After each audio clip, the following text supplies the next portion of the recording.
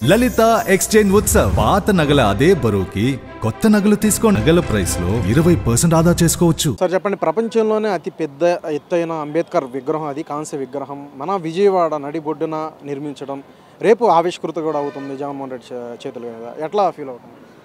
మేమైతే ఈ ఆంధ్రప్రదేశ్ రాష్ట్రంలో నిజంగా ఆంధ్ర రాష్ట్రంలో ఉన్నందుకు మేము చాలా గర్విస్తున్నాం.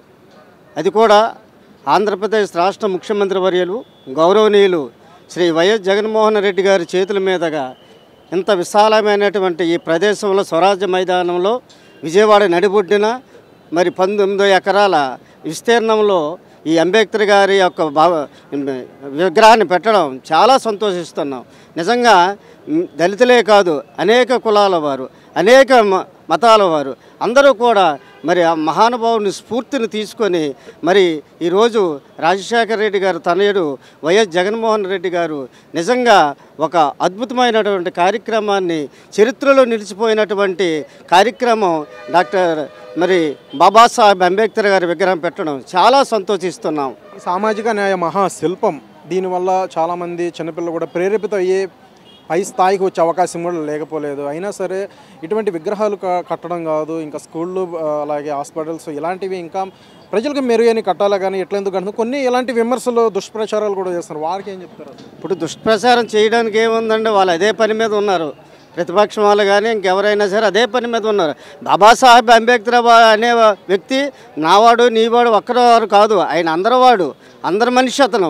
ఈరోజు చిన్నపిల్లల దగ్గర నుండి బాబాసాహెబ్ అంబేద్కర్ గారు ఎవరైనా అంటే రానున్న తరాల వారు కూడా మరి ఈ విగ్రహాన్ని చూసి ఎవరు ఈ మహానుభావుడు, ఈయన వల్ల మనం ఏం సాధించాము, మనకేమొచ్చిందని మరి జనాలకు కూడా తెలుసుకునే విధంగా ఈరోజు ఈ విగ్రహాన్ని పెట్టారంటే అంత సామాన్యమైనది కాదు.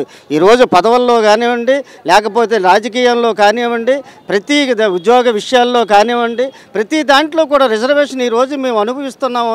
దళితులు కానీ, అణగారిన వర్గాలు కానీ, పేదలు కానీ ఎవరైనా సరే ఆ మహానుభావుడు పెట్టినటువంటి స్ఫూర్తి, ఆయన పెట్టినటువంటి రాసినటువంటి రాజ్యాంగాన్ని ఈరోజు తూచా తప్పగా పాటించినటువంటి ముఖ్యమంత్రులు ఎవరైనా ఉన్నారంటే అది వైఎస్ జగన్మోహన్ రెడ్డి గారు అని మాత్రం తప్పగా చెప్పక తప్పదు. అంబేద్కర్ గారి విగ్రహం, ఇంత భారీ విగ్రహం ఆకాశాన్ని అంటుతుంటే ఇక్కడ దళితులు మాత్రం ఇంకా అనగారి సిచ్యువేషన్లో ఉన్నారు. జగన్ రెడ్డి పాలనలో ఈ 5 ఏళ్ల పాలనలో చూసుకున్నట్లయితే 6,000 మంది కూడా ఇక్కడ తప్పుడు కేసులు బనాయించారంటూ ప్రతిపక్ష పార్టీ నేతలందరూ కూడా అంటున్నారు. అది వాళ్ళకి ఏం చెప్తారు? ప్రతిపక్ష నాయకులు ఆయనకి సిగ్గేయాలండి. చంద్రబాబు నాయుడికి ఆయన ఏమన్నాడు, దళితుల్ని చాలా కించపరిచే మాట అన్నాడు. ఎవడు ఎస్సీలుగా పుట్టాలని చెప్పాడండి. ఆయన చాలా కించపరిచే మాట. నిజంగా చెప్పాలంటే మానవత్వం లేనటువంటి నాయకుడు చంద్రబాబు నాయుడు. ఈరోజు మా నాయకుడు జగన్మోహన్ రెడ్డి గారు ఆయన ఏమన్నారండి, దళితుల్లో మామ అని పిలుస్తాను అనే దానికి నేను సంతోషిస్తానని చెప్పాడు. రిజర్వేషన్లు ఇచ్చారు. 5 మంత్రి పదవులు ఇచ్చినటువంటి వ్యక్తి అండి జగన్మోహన్ రెడ్డి గారు. అంటుంటారు వారు ప్రతిపక్షాలకు ఏం పని లేదు, అదే పని మీద ఉన్నారు వాళ్ళు. ఇదే మరి చంద్రబాబు నాయుడు ఆయన ముఖ్యమంత్రిగా ఉన్నప్పుడు నేను కూడా అంబేద్కర్ విగ్రహం పెడతామని అన్నారే. ప్రజలు మోసం చేశాడు తప్ప, దళితుల్ని అణగారిన వర్గాలను మోసం చేశాడు తప్ప అతను ఆయన చేయలేదు. ఈరోజు దళితులు కూడా మరి అందరితో సమానంగా అన్ని కార్యక్రమాల్లో, అన్ని పార్టీ పదవుల్లో కూడా సమానంగా ఉన్నారంటే రాజశేఖర రెడ్డి గారు తనయుడు జగన్మోహన్ రెడ్డి గారు పెట్టిన భిక్ష ఇది. ఎట్లా ఫీల్ అవుతున్నారు? అతి ఎత్తైన భారీ అంబేద్కర్ విగ్రహం రాష్ట్రానికి, ఇప్పుడు ఇక్కడ మహానగరానికి కాదు రాష్ట్రానికి తలమానికం కూడా అవునుంది రేపటి రోజున. ఎట్లా ఫీల్ అవుతున్నారు? ఏం చెప్పదలుచుకున్నారు? ప్రపంచ చరిత్రలో కనీవిని ఎరగని భారతదేశ చరిత్రలో ఇంతమంది ముఖ్యమంత్రులు, ప్రధానమంత్రులు ఎంతోమంది పరిపాలన చేశారు. కానీ ఈ ముఖ్యమంత్రి గారు మరి మనసున్న ముఖ్యమంత్రి గారు, ఎంత ఔదార్యం ఉన్న ముఖ్యమంత్రి గారు మరి అంబేద్కర్ గారిని స్ఫూర్తిగా తీసుకొని ఎంత కట్టడాలంటే చారిత్రాత్మకంగా చరిత్రలో నిలిచిపోయినటువంటి ముఖ్యమంత్రిగా ఎప్పుడు కూడా ఆయన ఉంటారండి నేను కోరుకుంటున్నానండి. ఇక్కడ సుందరంగా ఒకసారి ఎంటర్ అయితే చాలు, జీవిత విశేషాలు అన్నీ కూడా ఒక్కసారి అవగాహతం అయ్యే విధంగా చిత్రాలను కూడా గోడలకి నిర్మించడం కావచ్చు, ఇవన్నీ మైనపు బొమ్మలు కావచ్చు, ఇలా సుందరంగా పర్యాటక కేంద్రం కూడా మారుంది కదా. ఇవన్నీ కూడా చూస్తున్నట్లే ఎట్లా అనిపిస్తుంది? ఇప్పుడు చరిత్రలో చూసినట్లయితే ఇప్పుడు మ్యూజియంలు ఉన్నాయండి.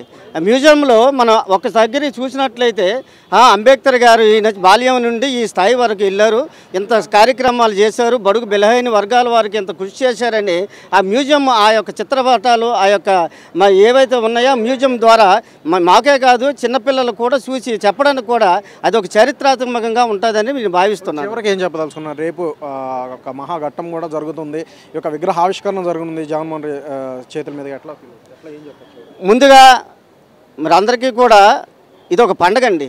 ఆంధ్ర రాష్ట్రానికే కాదు యావత్ భారతదేశం చరిత్రలో నిలిచిపోయినటువంటి పండుగ ఈ పండుగ.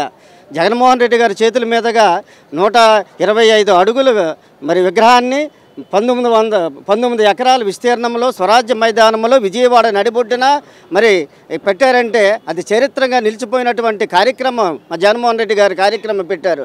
అంతేగాని మరి ఎవరో ఈ మధ్య అంటున్నారు పైన అమ్మవారు కిందన కమ్మవారు అని ఒకరు ఎవరు అన్నారు. అలా కాకుండా ఈరోజు మేము గర్వంగా చెప్తాను, పైన అమ్మవారు ఉన్నారు, కిందన అంబేద్కర్ గారు ఉన్నారని సవనయంగా మనవి చేస్తూ గర్వంగా చెప్తూ జై భీమ్.